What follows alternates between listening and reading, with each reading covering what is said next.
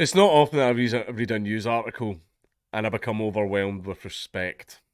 I have absolute respect for this gentleman.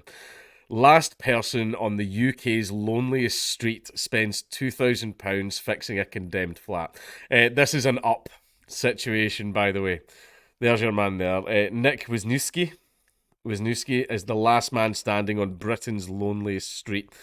And I know a bit more of the background behind this. The last person living on Britain's loneliest street after he refused to move out is still spending money decorating his home. Nick Wisniewski, 67, has no neighbours in the 128 flats around him after 8 blocks in Stanhope Place in Wishaw, North Lanarkshire, were scheduled for demolition. Despite repeated offers to buy him out, Nick has refused to leave and blasted council chiefs who he claims haven't spoken to him since November 2021. Retired bank worker Nick says that no one cleans the block anymore and the halls have been left in darkness with lights no longer coming on in other floors. He also claims an area in the car park outside of his flat has become an eyesore with rubbish piled up and grass badly overgrown. I'll go more into the gist of it. Basically, see buildings like that, they've been trying to get rid of them in Scotland. They're trying to replace them with more modern and presentable housing. That's something that's been going on for quite a while, even before Grenfell.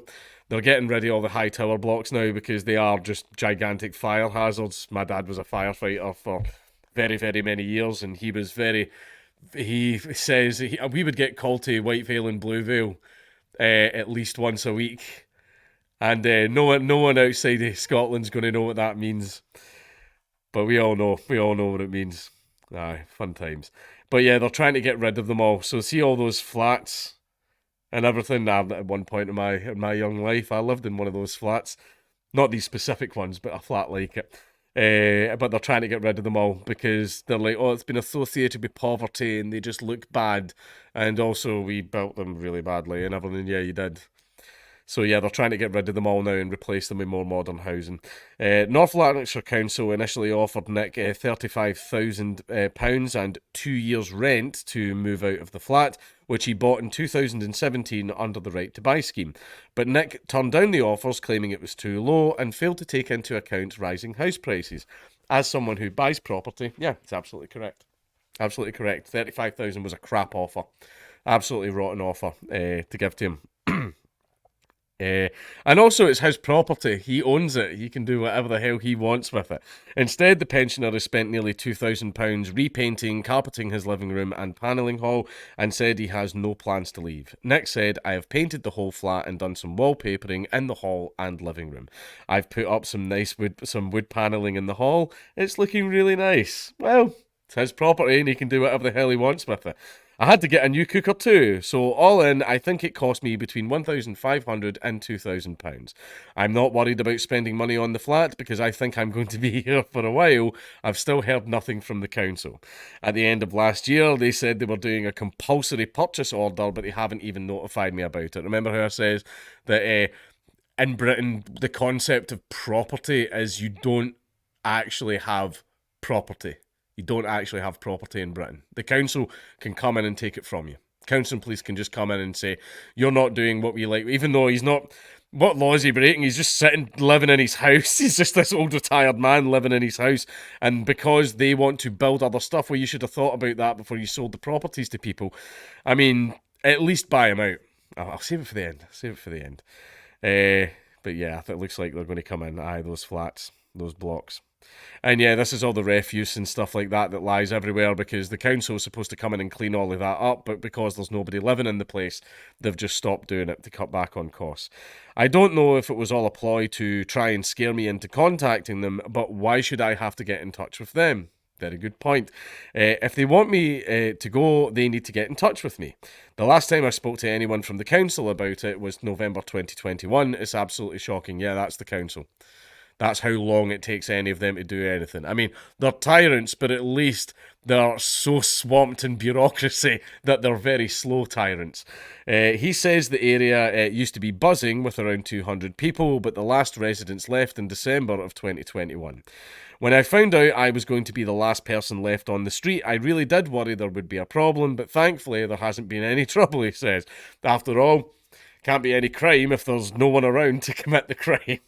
I could be wrong, but I am assuming the council are holding off until they build the new bungalows, and maybe they will offer me one of them. They initially said they would give me 2 years rent free, but I would want more than that now. I mean, after all, I would believe so. If I had struggled my entire life and finally had a place that I owned, I'm not giving that place up to then go and rent from the council, where they can just remove you from your house and move you around all over the place and you have to do it and all that. No, not a chance. I would rather own my own property than have the council managing where I live. Not a chance, man. If they are offering me money for the flat, it would need to be near the 100,000 mark now. Prices have gone up. Everything's more expensive now. Yep, you are absolutely correct. And you are in a very, very fortunate position in that you're the last guy to go. They really want you out so that you can develop, so that they can develop the land. You own the property, so you can turn around and name whatever fucking price you want. And it's your property. However, the very unfortunate thing with that is, because unfortunately councils are tyrannical, they will just come in and force you to sell the house for whatever price they state. And they will lowball the fuck out of you. They'll go, right, we're forcing you out of the house. Here's 20 grand.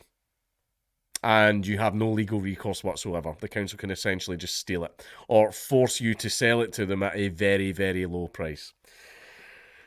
Now, there was another, and by the way, I feel for him. The guy is completely within his rights to sell his property and for whatever price he wants.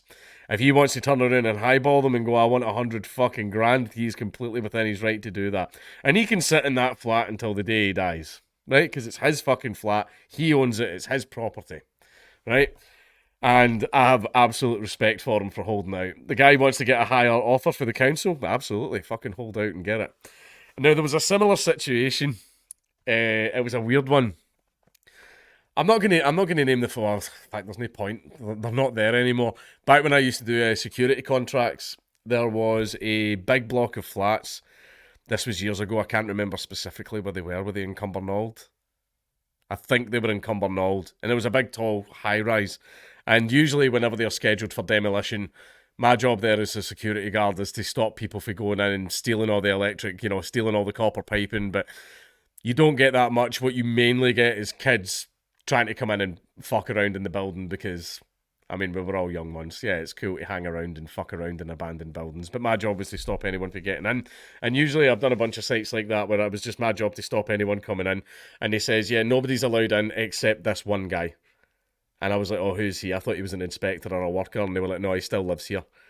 Basically, the council was able to buy everyone out, absolutely everyone out, apart from this one guy. And I can remember the building was pitch black, so because they cut the power to the whole building, apart from, no, they cut the lifts. I remember they cut the lifts, and this guy was near the top. He had to walk up the entire flight of stairs. I think the council did that just to make him living there like a lot worse so that he'd be more likely to sell. And I was asking the other guards, and I went, there's a guy living in there? And they went, yeah, which means when he comes to the gate, you need to let him in, and you need to open the building to let him inside. And I was like, seriously? And they were like, yeah. And he's away out now at the pub.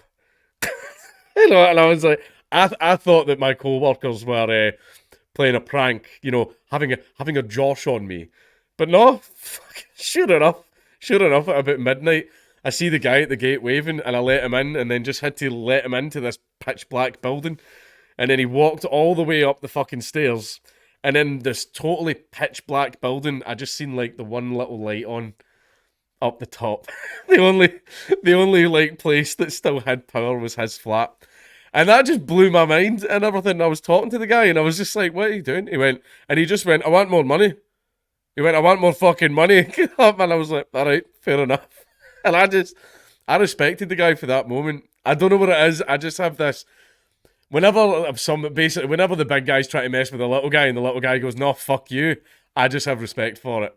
I don't know why. But yeah, I've got a feeling that the council are going to force this guy to sell. I've got a feeling they're just going to come in and force him out his flat. Which is going to be a shame. But I hope, the man's asked for 100,000. I think the council should pay him 100,000.